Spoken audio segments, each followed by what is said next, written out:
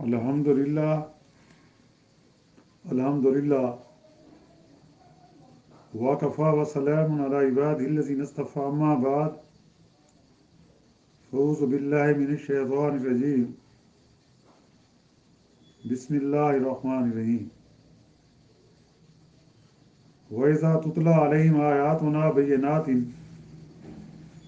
قَالَ الَّذِينَ كَفَرُوا لِلْحَقِّ لَمَّا جَاءَهُمْ هَذَا سِحْرٌ مُبِينٌ۔ اور انہیں جب ہماری واضح آیاتیں پڑھ کر سنائی جاتی ہیں تو منکر لوگ سچی بات کو جب کہ ان کے پاس آ چکی کہہ دیتے ہیں کہ یہ تو صریح جادو ہے۔ ہم یقولون افترا قل ان افتریتہ فلا تملکون لی من اللہ شیئا هو عالم بی وما تفیضون بی فما قل ان افتریتہ فلا تملکون لی بی من اللہ شیئا هو عالم بما تفیضون فی کفا بہ شہیدا بینی و بینکم وهو الغفور الرحیم۔ کیا وہ کہتے ہیں کہ اسے تو نے خود گھاڑ لیا؟ آپ کہہ دیجئے اگر میں اسے بنا لایا ہوں تو میرے لیے اللہ کی طرف سے کسی چیز کا اختیار پھر تم نہیں رکھتے۔ تم اس قرآن کے بارے میں جو کچھ کہہ سن رہے ہو اسے اللہ خوب جانتا ہے۔ میرے اور تمہارے درمیان گواہی کے لیے وہی کافی ہے اور وہ بخشنے والا مہربان ہے۔ سبحان ربک رب العزت عما یصفون وسلام علی المرسلین والحمد للہ رب العالمین۔ اللہم صلی علی سیدنا محمد وعلی آلہ وصحبہ وسلم۔ پارہ 26واں سورۃ الاحقاف کی آیات مبارکہ 7 اور 8 کی تلاوت کی گئی ہے۔ گزشتہ آیات مبارکہ میں ذکر ہوا تھا کہ اس شخص سے بڑھ کر گمراہ کون ہوگا جو اللہ کے سوا ایسوں کو پکارتا ہے کہ جو قیامت تک اس کی دعائیں نہ قبول کر سکتے ہیں نہ کر سکیں گے، بلکہ وہ تو اس کی پکار سے بھی بے خبر ہیں۔ انہیں تو یہ بھی معلوم نہیں کہ ہماری قبر پر کون آیا ہے، کون ہمیں پکار رہا ہے۔ اور جس دن یعنی قیامت کے دن جب لوگوں کو جمع کیا جائے گا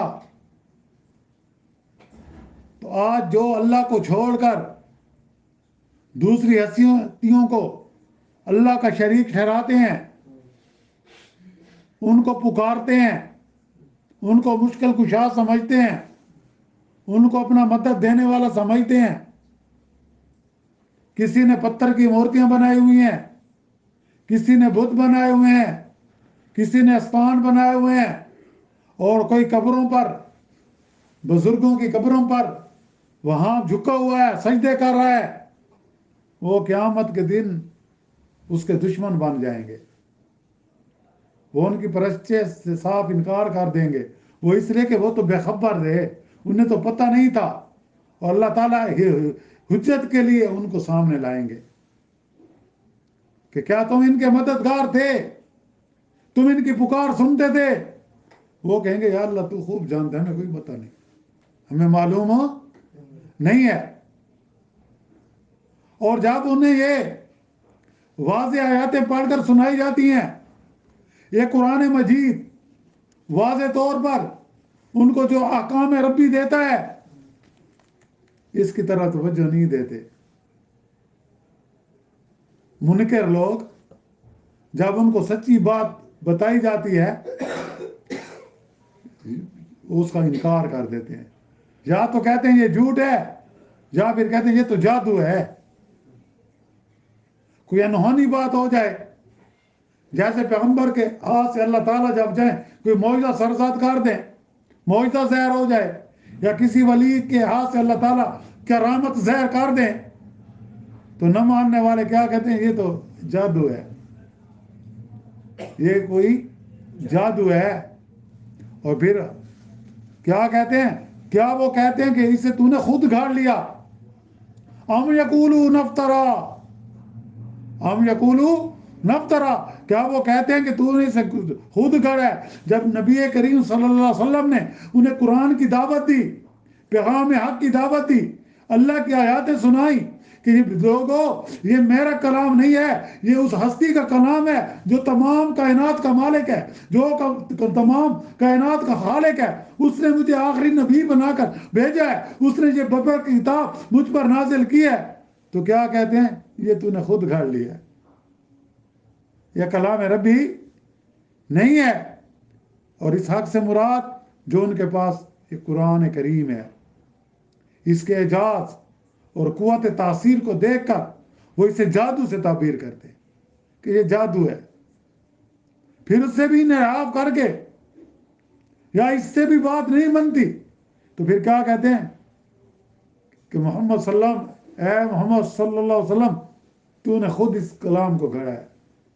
اور کبھی کیا کہتے ہیں جیسا کہ سورۃ انفال میں ذکر ہوا کہ اے اللہ یہ ہم اس کلام کو نہیں مانتے، یہ تیرا کلام نہیں ہے. کیونکہ اللہ کو وہ مانتے تھے، یہ بات ذہن میں رکھیں، اللہ کو وہ سپر پاور مانتے تھے لیکن اس کے ساتھ شرک کرتے تھے، دوسری ہستیوں کو، بتوں کو شریک ٹھہراتے تھے. تو اللہ سے مخاطب ہو کر کہتے ہیں کہ ہم اس قرآن کو نہیں مانتے، ہم پر پتھروں کی بارش کر دے یا اس سے بھی ہم پر زیادہ عذاب نازل کر. تو اللہ نے پھر نبی کریم صلی اللہ علیہ وسلم سے فرمایا کہ ان کو کہہ دو اللہ تمہارا محتاج نہیں ہے کہ تمہارے کہنے پر عذاب نازل کرے یا تمہارے کہنے پر کوئی معجزے دکھائے. اور جب تک آپ کے اندر مومنین موجود ہیں، نبی کریم صلی اللہ علیہ وسلم کی ذات موجود ہے، جب استغفار کرنے والے مومنین موجود ہیں تو پھر اللہ تعالیٰ اپنا عذاب نہیں نازل کرے گا. تو جہاں یہی ہے کہ آپ کو کیا کہتے ہیں کہ یہ تو نے خود گاڑ لیا ہے. اور آپ کہہ دیجئے، اب یہاں پہ نبی کریم صلی اللہ علیہ وسلم کو خطاب، کل کہہ دیجئے ان افتریتہ فلا تملکون لی من اللہ شیئا، کہ آپ کہہ دیجئے اگر میں اسے بنایا ہوں، میں نے اسے گھڑا ہے، تو میرے بھی اللہ کی طرف سے کسی چیز کا اختیار نہیں رکھتے. یعنی اگر تمہاری یہ بات صحیح ہے، یعنی کہ تم جو یہ دعویٰ کرتے ہو کہ یہ اللہ کا کلام نہیں ہے، یہ میرا کلام ہے، میں نے اسے خود بنایا ہے، اگر تمہاری یہ بات صحیح ہے تو میں اللہ کا بنایا ہوا پھر رسول بھی نہیں ہوں، یعنی پھر رسول بھی نہیں ہوں، اور یہ کلام بھی میرا اپنا گھڑا ہوا ہے، پھر تو یقیناً میں بڑا مجرم ہوں کہ میں نے جھوٹ بولا اللہ پر، میں جھوٹا ہوں. پھر اللہ تعالیٰ اتنے بڑے جھوٹ پر مجھے پکڑے بغیر نہیں چھوڑے گا، کیونکہ اللہ پر جو جھوٹ بولے وہ اللہ کی پکڑ سے نہیں بچ سکتا. اگر ایسی کوئی غریب تو ہوئی تو پھر سمجھ لینا کہ میں جھوٹا ہوں، اور پھر میری کوئی مدد بھی مت کرنا. میں تمہیں کہتا ہوں، میں تمہارا خیر خواہ ہوں، میں تمہیں جہنم کی آگ سے بچانا چاہتا ہوں، میں تمہیں اللہ کا کلام سناتا ہوں جو کلام ربی ہے، جو مجھ پر اللہ نے نازل کیا ہے، اور تم کہتے ہو کہ نہیں یہ من گھڑت ہے، تو نے خود بنایا ہے. تو اگر میں جھوٹا ہوں اور مجھے اللہ کی میں گرفت میں ہوں، پھر تو میری مدد نہ کرنا، میں تمہاری مدد کا محتاج نہیں ہوں، کیونکہ میں نے بڑی زیادتی کی کہ اللہ پر جھوٹ بولا، بلکہ ایسی حالت میں مجھے مواخذہ علیہ سے بچانے کا کوئی اختیار ہی نہیں ہوگا، یعنی میں پھر کسی کو نہیں بچا سکوں گا. جب میں خود مجرم، جو مجرم ہو کسی کو بچا سکتا ہے؟ نہیں بچا سکتا. تو پھر نبی کریم صلی اللہ علیہ وسلم تو شاف امت ہیں، قیامت کے دن امت کی شفاعت کریں گے، گناہ گاروں کی شفاعت کریں گے، جو ایمان والے ہوں گے، جنہوں نے شرک نہیں کیا ہوگا اور ان سے کوئی گناہ ہو گئے ہوں گے، تو وہاں نبی کریم صلی اللہ علیہ وسلم کی شفاعت کام آئے گی۔ شرط کیا ہے؟ کہ شرک نہ کیا ہو۔ اسی مضمون کو دوسرے مقام پر بھی بیان فرمایا گیا قرآن مجید میں، وَلَا تَقَوَّلَ عَلَيْنَا بَعْضَ الْأَقَاوِيلِ لَأَخَذْنَا مِنْهُ بِالْيَمِينِ ثُمَّ لَقَطَعْنَا مِنْهُ الْوَتِينَ فَمَا مِنْكُمْ مِنْ أَحَدٍ عَنْهُ حَاجِزِينَ۔ مطلب کیا ہے؟ اس کا عنوان سمجھ لیں یا تھیم سمجھ لیں کہ یہ قرآن میرا بنایا ہوا نہیں ہے، یہ کلام میں نے نہیں گھڑا ہے، یہ اللہ کا کلام ہے، اس کے الفاظ بھی اللہ کے ہیں، میں نے اس میں کوئی زبر زیر کسی حرف کی رد و بدل نہیں کیا، جیسے میرے اللہ نے مجھ پر حضرت جبرائیل علیہ السلام امین کے ذریعے اتارا ہے، میں نے ویسے کا ویسے آپ کو پہنچا دیا ہے۔ اس میں تمہاری کامیابی ہے، اس کو مان لو، اور اس قرآن کے بارے میں جو کچھ کہہ سن رہے ہو اس سے اللہ خوب جانتا ہے۔ تمہارا یہ جو نظریہ ہے اس قرآن کے بارے میں، تمہارا جو انداز ہے کہ تم جس انداز سے قرآن کریم کی تکذیب کرتے ہو، کبھی اسے جادو کہتے ہو، کبھی کہانت اور کبھی گھڑا ہوا کہتے ہو، اللہ اسے خوب جانتا ہے۔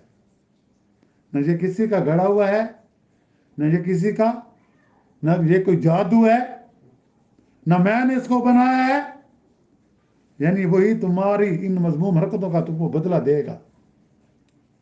تم جو میرا بھی مذاق اڑا رہے ہو، قرآن کا بھی مذاق اڑا رہے ہو، تو تم اللہ کی گرفت میں آؤ گے، اور جب تم اللہ کی گرفت میں آؤ گے تو پھر تمہیں کوئی اللہ کی گرفت سے بچا نہیں سکے گا، اور میرے اور تمہارے درمیان وہی کافی ہے کہ وہ بخشنے والا مہربان ہے۔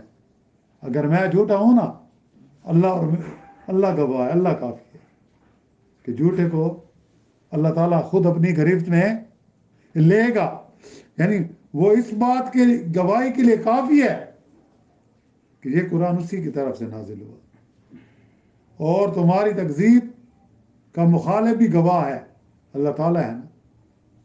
تم نے مخالفت کی، اللہ تو دیکھ رہا ہے، اللہ ہر جگہ موجود ہے یا نہیں ہے، اور اللہ تعالیٰ ہر وقت ہر ایک کی سنتا ہے، پرند جو بھی ہے، کیڑے مکوڑے ہیں، جو بھی ہے، اللہ تعالیٰ سب کی بیک وقت سنتا ہے، اس کو کسی کے ذریعے کی ضرورت نہیں ہے، وہ براہ راست سنتا ہے، کہ وہ ہماری شہرک سے بھی من حبل الورید، کہ وہ ہماری شہرک سے بھی زیادہ نزدیک ہے، اور اس میں بھی ان کے لیے سخت وعید ہے، کہ ان کے لیے جو قرآن کا انکار کرتے ہیں، جو قرآن کو کلام ربی نہیں سمجھتے، اور اگر وہ توبہ کر لیں، اگر دین حق کو قبول کر لیں، قرآن کی تعلیمات پر عمل کرنے والے بن جائیں اور توبہ کر لیں اور ایمان لے آئیں، قرآن کو اللہ تعالیٰ کا سچا کلام مان لیں، نبی کریم صلی اللہ علیہ وسلم کو خاتم النبیین مان لیں، تو پھر ابھی ان کے پاس وقت ہے، توبہ کر کے اللہ کی مغفرت اور رحمت کے مستحق ہو جائیں، تو پھر اللہ تعالیٰ ان کے سارے گناہ بھی معاف کر دیں گے، اور ان کے لیے جنت کا راستہ بھی آسان کر دیں گے۔ شرط کیا ہے؟ کہ اس قرآن کو صدق دل سے مان لو، اس کی تعلیمات پر عمل کرو، نبی کریم صلی اللہ علیہ وسلم کی ختم نبوت پر ایمان لاؤ کہ آپ کے بعد اب کوئی دوسرا نبی نہیں آئے گا، اب تمام انسانیت کی کامیابی، قیامت تک آنے والے تمام جن و انس کی کامیابی صرف اور صرف نبی کریم صلی اللہ علیہ وسلم کی ختم نبوت پر ہے، اور اس قرآن مجید کو اپنا ضابط حیات بنانے میں ہے۔ اللہ سے دعا ہے کہ اللہ تعالیٰ ہمیں قرآن و سنت کی صحیح سمجھ عطا فرمائے، بقیہ زندگی قرآن و سنت کے مطابق گزارنے کی توفیق عطا فرمائے۔ اللہ تعالیٰ ہم سب کی کمزوریوں کو، صغیرہ کبیرہ گناہوں کو معاف فرمائے، اور اپنی رحمت سے ہر قسم کے گناہوں سے ہمیں بچا کر رکھے۔ جو مسلمان اس دنیا سے رخصت ہو گئے ہیں، اللہ تعالیٰ سب کی مغفرت فرمائے اور ان کو جنت میں اعلیٰ مقام عطا فرمائے۔ جو بیمار ہیں، گھروں میں، اسپتالوں میں ہیں، جہاں کہیں بھی، اللہ تعالیٰ ہم سب کو صحت کاملہ عطا فرمائے اور ایمان کے ساتھ زندہ رکھے۔ اللہ تعالیٰ جو لوگ پریشان حال ہیں، اللہ تعالیٰ ان کی پریشانی کو دور فرمائے۔ جو حاجت مند ہیں، اللہ تعالیٰ ان کی جائز حاجات کو پورا فرمائے، اور اللہ تعالیٰ مظلوم مسلمانوں کی غیبی مدد فرمائے۔ جو مسلمانوں کو اور اسلام کو مٹانا چاہتے ہیں، اللہ تعالیٰ ان کو نیست و نابود کر دے، اور اللہ تعالیٰ ہم سب کا خاتمہ ایمان پر فرمائے۔ وآخر دعوانا ان الحمد للہ رب العالمین۔ ربنا آتنا فی الدنیا حسنۃ وفی الآخرۃ حسنۃ وقنا عذاب النار۔ صلی اللہ تعالیٰ علی خیر خلق محمد وعلی آلہ وصحبہ اجمعین برحمتک یا ارحم الراحمین۔